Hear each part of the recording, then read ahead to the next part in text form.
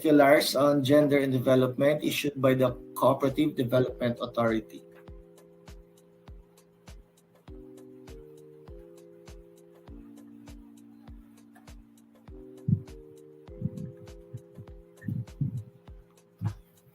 Ito, meron tayong mas nabanggit, yung 2013-22 and 2017-04. So, yung ating 2013-22 ay yung mga guidelines on mainstreaming gender and development in cooperatives.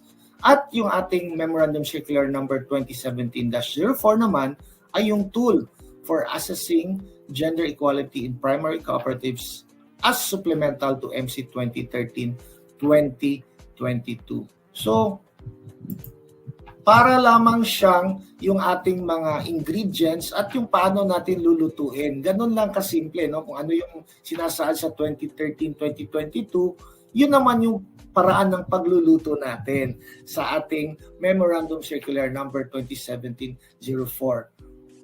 Okay, so I hope na nag-breakfast na kayo dyan at hindi kayo nagugutom. So we will continue with our presentation. So, we will start first with MC 2013-2022. Tingnan natin. And this was, I think, sometime in November 2013. No? At this has been published and also have been finalized. No? Importante kasi hindi lang ma-publish sa newspaper at bigyan din natin ng kopya yung University of the Philippines Office of the National Administrative Registrar. Okay. Ano bang purpose ng circular na to? Of course, number one, to disseminate to the cooperative sector the gender and development mandate of the government. And number two, to ensure the promotion of gender equality and institutionalization of GAD in policies, programs, and other activities of the cooperatives, and to mandate the monitoring of progress in the implementation of GAD programs and activities of cooperatives towards achieving gender equality. So, I'd just like to emphasize yung ating mga ibang kooperatiba, may kilala tayo dyan na ang dami-daming proyekto, ang dami-daming programa, pero wala pa tayong polisiya, kaya kailangan natin itong meron tayong policies, programs, and later on we will see ano pa yung mga ibang requirements para magamit natin yung ating mga social funds at hindi agad charge doon sa ating operational expenses. Okay, let's continue.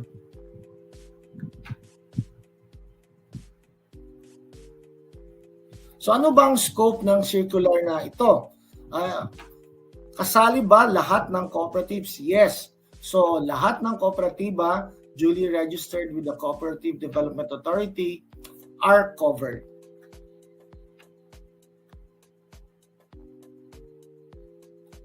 Ano ba yung aspects ng GAD mainstreaming?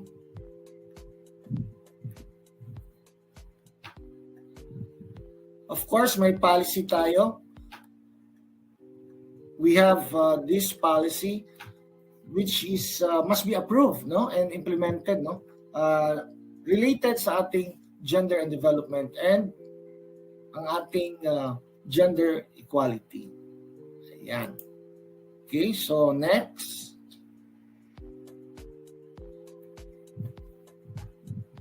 Of course, dapat meron tayong cooperative development plan, yung sinasabi natin kanyang programs and projects and policies, mga strategiya, i-address yung mga issues and concerns on gender and policy implementation.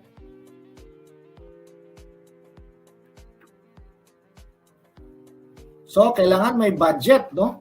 Of course, yung budget ay dapat meron tayong mga iba-ibang komitiba at iba-ibang mga bodies na tutulungan. Hindi lamang yung mga ating focal person, hindi lamang yung POD, hindi lamang yung mga empleyado, kundi lahat-lahat ay magtutulungan para maka-come up tayo ng ating budget for the PAPs and the Cooperative Development Plan. Ano itong mga PAPs? Ito yung ating programs, activities, and projects. Dapat makikita yung ating gender PAPs and in the Cooperative Development Plan are implemented. And of course, meron tayong mga mechanisms and instruments established sa ating co-op para ma-ensure ating GAD mainstreaming ay facilitated, implemented, at monitored. So I'd just like to emphasize yung monitoring, no? Para pala tayo nitong government din, no? Nagmo-monitor sa ating mga projects at sana hindi lang basta-basta maiiwanan. So ano yung examples of co-op policy on gender and development? Halimbawa, we adopt MC 2013-2022. We create the GAD committee and appoint the GAD focal person. We approve the GAD plan and budget formulated as results of the GAD assessment tool.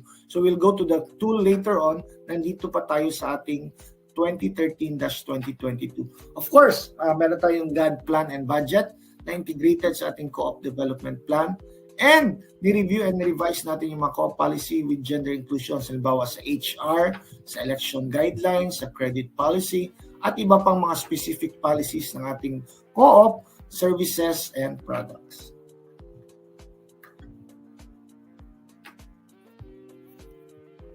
So, paano ba tayo gagawa ng co-op development plan?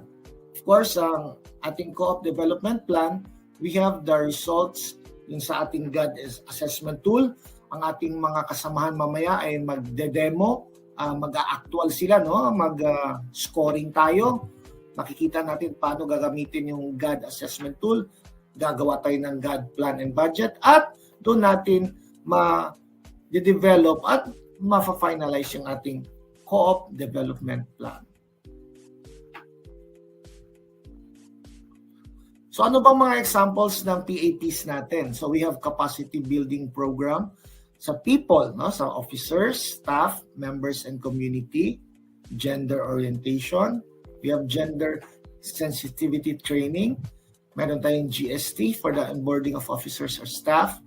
Specific gender topics like Anti-Sexual Harassment Act, Magna Carta of Women, Violence Against Women and Children, Gender and Family Enrichment, Family Budgeting and Planning, at iba pa. At dito naman sa ating social-related activities, meron tayong gender-sensitive medical mission, Operation Tuli, or circumcision for boys, of course, tree planting or plant seed giving, yung ating mga brigada eskwela, community pantry, relief operations, and medical mission addressing specific needs of men, women, members, and their families. So, ano ba yung source natin sa ating budget? Saan ba tayo pwedeng magkuha ng funds, no? That will determine the success and effectivity of any GAD program or project. We have one, the internal, and the other, the external.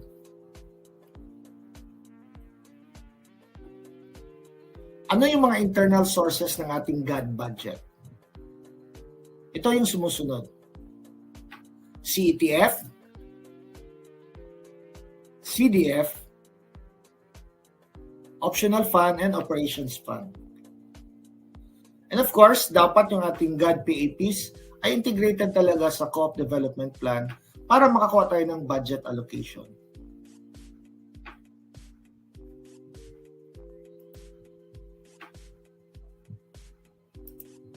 So para rin pala tayong gobyerno, no, kongreso, meron tayong mga budget hearing, meron tayong budget proposals, then i-approve ng ating General Assembly after we have this cooperative development plan, no? Okay? So, let's proceed. Ano naman yung external sources ng ating GAD budget? So, pwede pala tayong mag-source outside of our cooperative. Local government units. Of course, yung ibang mga government agencies. Donor organizations, so baka may mga mga foundation galing sa abroad. Funding agencies, and others.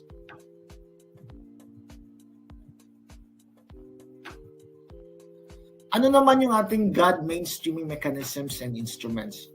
So we're still with 2013-22, mind you, we'll go later to the tools. Okay? So yung GAD committee, meron tayong GAD committee. Ano ito? These are appointed by the board of directors, must be composed of at least 3 members, provided at least 1 member shall come from the board, okay?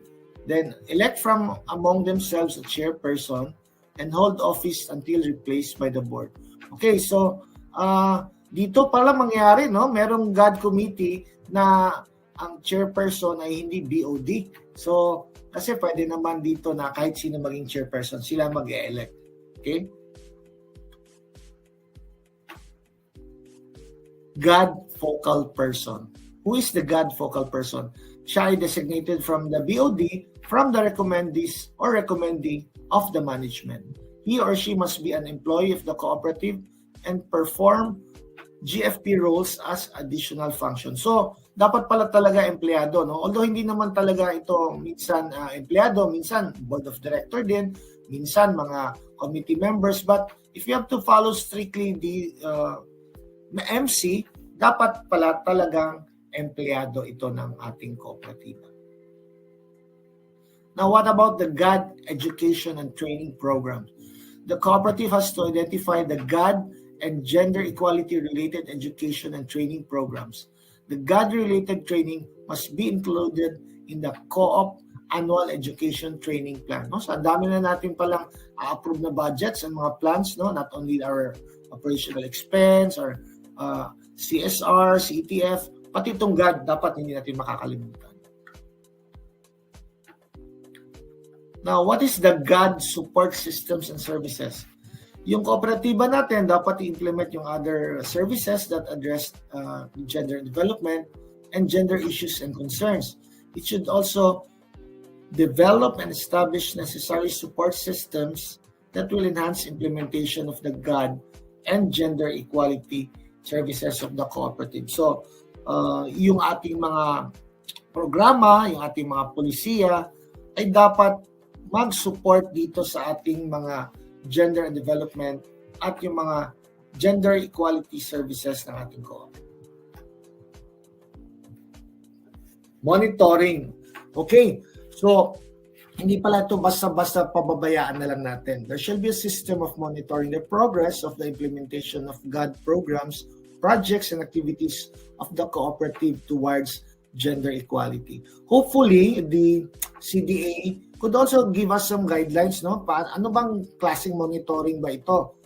Is it weekly, monthly, or quarterly? And what are the things that we have to look for and see that the GAD and GE are fully implemented and sustained? So, meron din tayong mga reports sa ating General Assembly which include updates on the implementation of gender plans and programs, and social performance reports to CDA. Ay kailangan meron tayong mga GAD accomplishments. Okay, we'll now go to MC 2017-04, no? So ito yung ating tool for assessing the gender equality in primary cooperatives as supplemental to Memorandum Circular 2013-2022. So that's a copy of the MC, okay? Ano bang purpose ng circular na ito? Ang purpose nito is to disseminate to the cooperative sector the tool for assessing gender equality in cooperatives, to assess the cooperative's progress in mainstreaming gender and development towards achieving gender equality. Alam natin na tinuruan tayo ng GERC noon, meron tayong parang I think it's PowerPoint or Excel, no? Excel program na meron tayong pang-add ng mga iba-ibang points, iba-ibang elemento, at meron tayong score. Malalaman natin kung ano ba ang dapat natin i-improve, ano ba dapat natin i-maintain. Yan ay lahat ay malalaman din natin mamaya sa i-demo ng ating mga kasama kung ano itong paggamit ng tool na ito.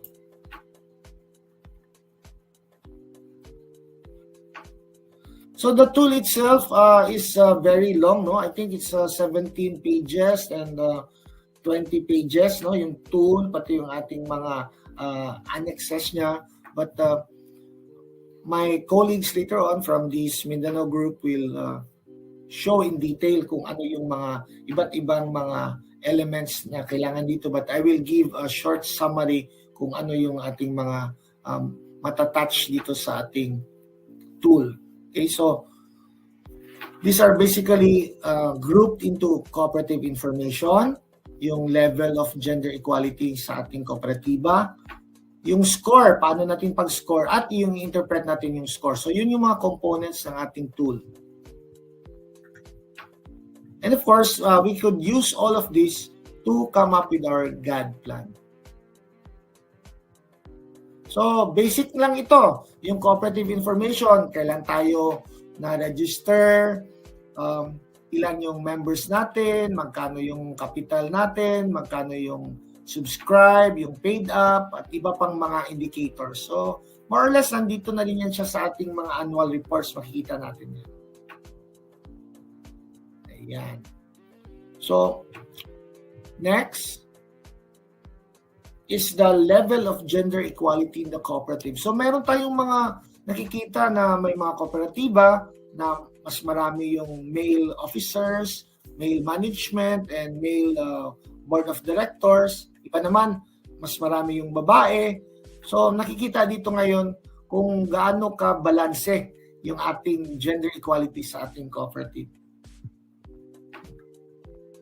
Scoring instruction. So para lang din na meron siyang mga points, meron siyang percentages which will be demonstrated later on. Then after that, ma-interpret natin yung scores natin. Usually in the form of yung SWOT analysis, no? So in the SWOT analysis, we will see our strengths, our weaknesses, opportunities and threats, no? So makikita natin doon. At yung sinabi natin na kung ano yung kailangan natin mag-improve, anong kailangan natin i-maintain, no? Iba pang mga dapat tandaan para ma-maintain yung ating gender development programs and the level of gender equality in the co-op. So, ano ba itong tool na to, no? So, ang itong tool talaga is an assessment framework based on the indicators classified into 4 gender mainstreaming entry points. People, yung una. Our policies.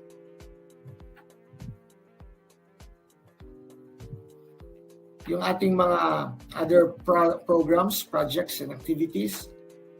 And of course, our enabling mechanism.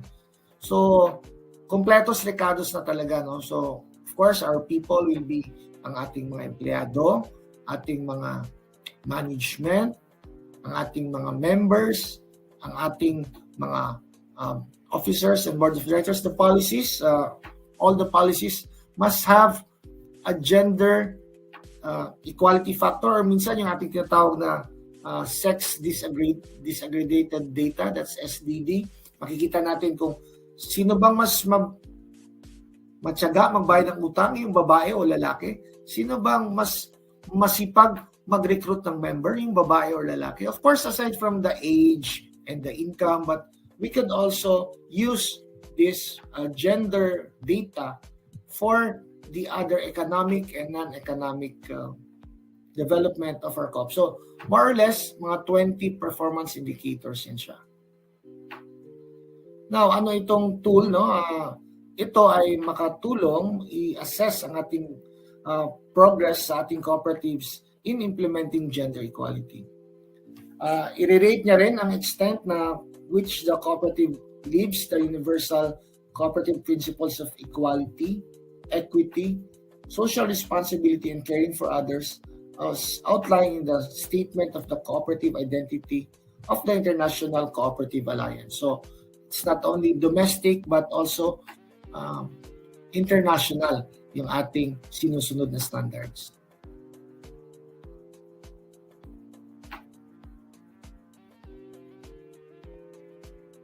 Okay, so how do we adopt the tool? So we adopt the tool, makikita natin doon yung mga sa later part ng MC, which will is too small for you to read, but mas ma-appreciate natin mamaya kapag meron na tayong fill up ng ating mga data at mag-interpret din yung ating mga kasama. And of course, tutulungan naman tayo ng GERC mamaya sa ating actual and yung ating interpretation. No? So, nakasaad lang dito sa Section 5, dapat daw yung tool, the cooperatives must adopt the tools for assessing the gender equality in cooperatives yung naka-attach dito, and dapat must come up with their gender-responsive cooperative development program in accordance with the result of the assessment. So, depende kung anong nakalagay doon sa tool, kulang ba ng babae sa empleyado, sobra bang lalaki sa board of directors, konti lang ba yung ating membro na babae. So, we do not expect a 50-50 or equal distribution, but at least we just narrow the gap. So, ito ay base lang din sa 2013-2022 na I have mentioned earlier, ay tungkol sa GAD implementation. So, that's all for our presentation.